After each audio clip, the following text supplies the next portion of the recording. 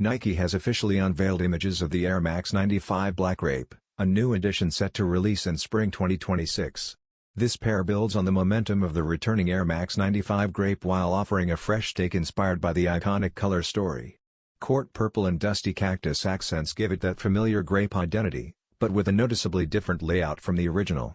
Dusty Cactus highlights the big bubble air unit and eyelets, while both colors appear across the Swoosh logos, tongue branding, and the center of the outsole. The upper is grounded by a clean iron-graded black suede gradient, paired with black details on the tongue, lining, and midsole for a sleek finish. Over the years, Nike has released several grape-inspired Air Max 95s, making this theme a favorite among longtime fans.